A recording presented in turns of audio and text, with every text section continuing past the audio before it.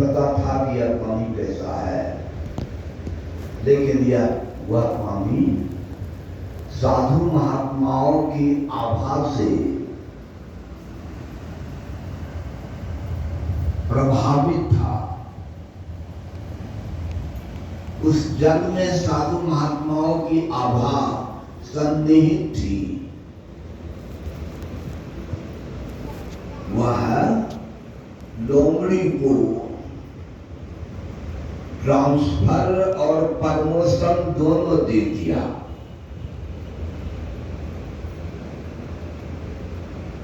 वह लोमड़ी पशु से मनुष्य शरीर में चली आई, या उसका प्रमोशन यानी पदोन्नति हुई और स्थानांतरण जंगल झाड़ में जहाँ भटकती थी। राजभवन में राजकन्या होकर उसने जन्म लिया। यह उसका ट्रांसफर या स्थानांतरण हुआ। यह कैसे हुआ? साधु महात्माओं से।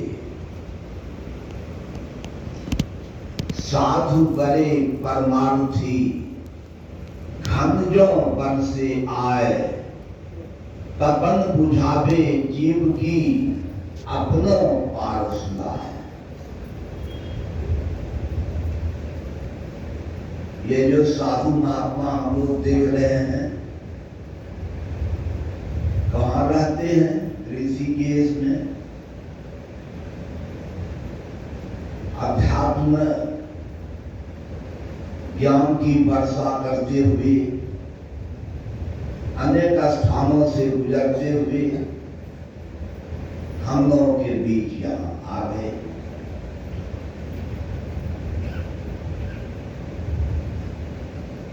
यह कैसे हुआ?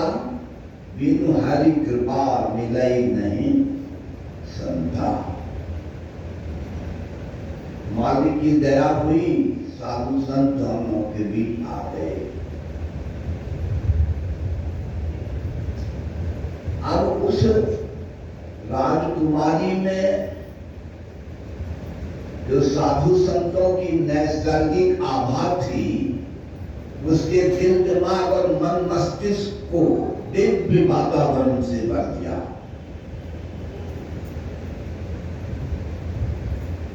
अब उसके हृदय में सत्संग भजन के संस्कार जग गए। बड़ी होकर वह विवाहिता भी हुई, राजघराने में गई, लेकिन उसका हृदय, उसका दिल दिमाग और उसका मन भोग में नहीं फंसा, योग की ओर वह अग्रसर हो गई।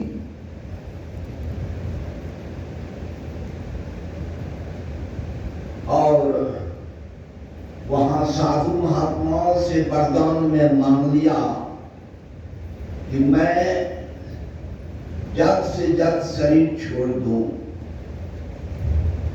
दुनिया पद प्रतिष्ठा धन दौलत जमीन जगह के लिए मारे मारे फिरती है, और उसने इसको लात से ठुकरा दिया और कहा कि मेरी मृत्यु हो जाए और मैं कुरूपा होकर जन्म लूं। महात्मा ने स्वीकार किया, कहा बेटी और मांगो। कहा भगवान उस जन्म में मेरी भक्ति पूरी हो जाए।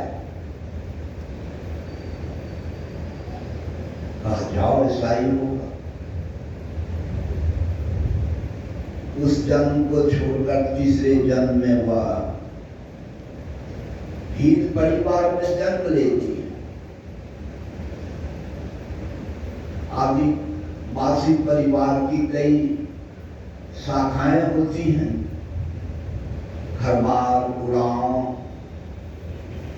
सबर इत्यादि। तो सबर जाति की एक शाखा में उनका जन्म हुआ। नाम तो रखा गया था श्रवणी। गुरु महाराज का प्रवचन मेरे पास है, श्रवणी रखा गया। प्यार भरे शब्दों में लोग सबरी सबरी कहने लगे। यद्यपि उसका बाल विवाह भी हो गया, समय पर उसके पति आए तो देखा यह तो चुड़ैल जैसी है, किच्ची जैसी है, काली कलौठी देह वाली है। उसको यह पसंद नहीं आया, उसे छोड़कर चला गया। वह तो ऐसा चाहती ही थी। संयोग से वहां आसपास में मातंग ऋषि की कुटिया थी। चुरा छुप कर बेचारी रात में आश्रम से लेकर पंपा तालाब तक सफाई का काम, सेवा का काम करने लगी। इसी क्रम में एक नरसिक्खु साधु ने पकड़कर मातंग ऋषि के पास ले गया। मातंग ऋषि को बहुत प्रसन्नता हुई, साधु को ही डांट दिया। क्या कोई गलत काम थोड़ी कर रही थी, सफाई का काम कर। इसके हृदय को देखो, इसका हृदय कैसा है, कितना ऊंचा है। इसकी बराबरी तुम कई जन्मों तक नहीं कर सकते। और उसे स्थान मिला, सत्संग करने लगी।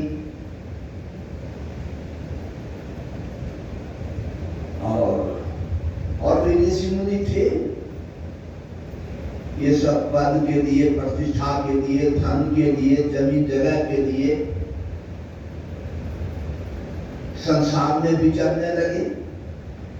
बड़े बड़े अमीर लोगों के पैर सहलाने लगे। लेकिन सबरी एकमात्र सत्संग ध्यान करते करते अध्यात्म विद्या की चोटी पर आरूढ़ हो गई।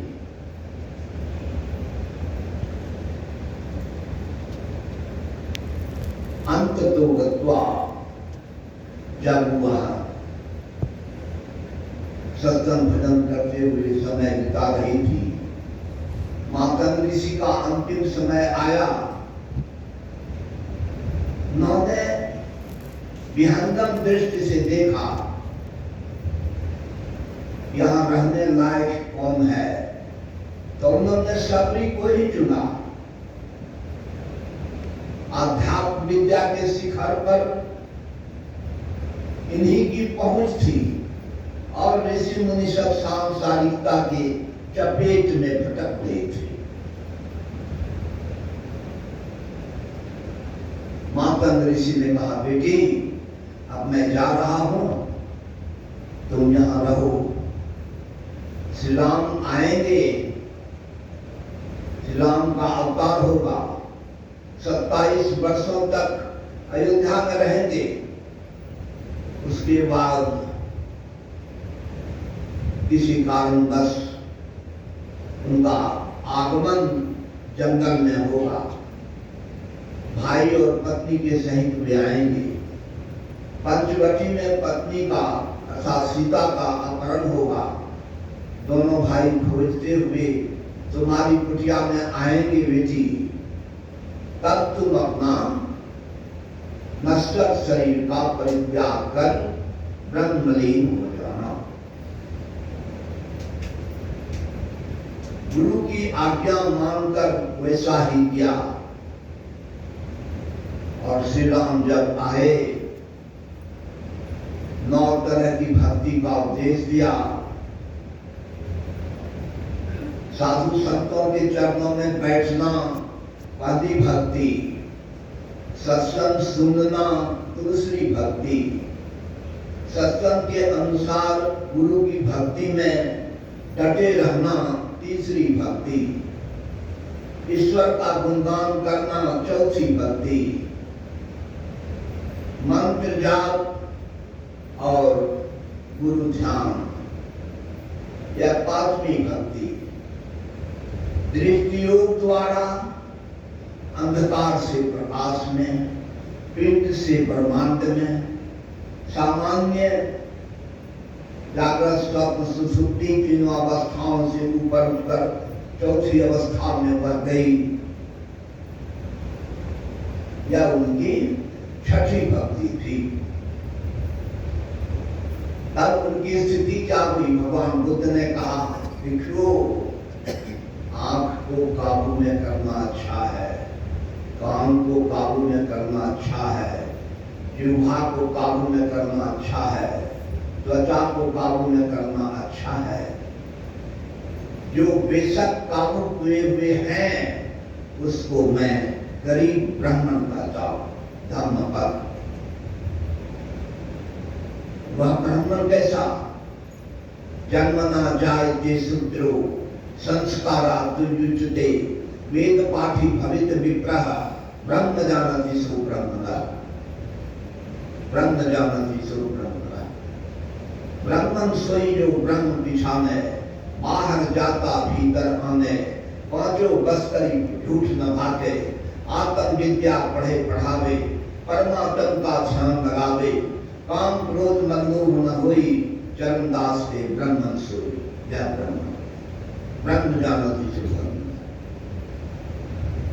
इस तरह संसार से निकलने वाला, शरीर और संसार के घेरे से निकलने वाला होता है, और वह छठी भक्ति में निपुण होकर जब सबका अभ्यास करता है तो सातम सब वही मैं जग देखा। सातवीं भक्ति है संसार को ब्रह्ममय देखा जाए। यह क्षणिक पुलाव नहीं है, मनमोदक से भूख नहीं मिटेगी, योग्यता बन जाएगी। थ्योरेटिकल नहीं, प्रैक्टिकल होना चाहिए। इसी को गोस्वामी जी ने कहा, सिया राम मैं सब जग जानी। इस तरह सातम सम मोहि मैं जग देखा। सातवीं भक्ति समता प्राप्त करना, संसार को मेरे समान जानकर देखना, और संत को मुझसे भी अधिक करके मानना। मोते अधिक संत कर देखा। इसलिए यहाँ एक संत सदगुरु की तस्वीर सुसज्जित है स्थापन पर। कितने लोग कहते हैं राम का क्यों नहीं, कृष्ण का क्यों नहीं, काली दुर्गा का क्यों नहीं? तो यहाँ पर है, देवी देव समस्त पुरन ब्रह्म परम प्रभु, गुरु में करें निवास कहते हैं संत सब। बंदों प्रथम महेश्वर चरना, मोह जनित संशय सब हरना। यह साधु संतों की महिमा। प्रथम देव गुरुदेव जगत में और न दूजा देवा, गुरु पूजे सब देवन पूजे, गुरु सेवा सब सेवा। इसलिए सातवीं भक्ति के बाद ऐसा व्यक्ति वैचारिक स्तर से नहीं, आध्यात्मिक स्तर से, अध्यात्म संपन्न समता प्राप्त व्यक्ति, वह अपनी योग्यता अध्यात्म में बना लेता है। स्वप्न में भी वह किसी के दोष को नहीं देख सकता, क्योंकि उनका हृदय ब्रह्म ज्ञान के प्रवाह से प्रवाहित होता रहता है। उसकी बुद्धि निश्चयात्मिका बुद्धि है, वासनात्मिका बुद्धि भस्ममय हो जाती है। प्रभु देवस धीमहि दियो यो न प्रचोदयात्। इसलिए मानव जीवन में एकमात्र ईश्वर की भक्ति संत सद्गुरु के सहारे करते हुए अपना मानव जीवन की सफलता और सार्थकता ज्ञात होती है, इसी को मैंने अपनाया है, इसी में मैं अपना हित देखता हूँ, इसी में मेरी भलाई है। यही आप लोगों की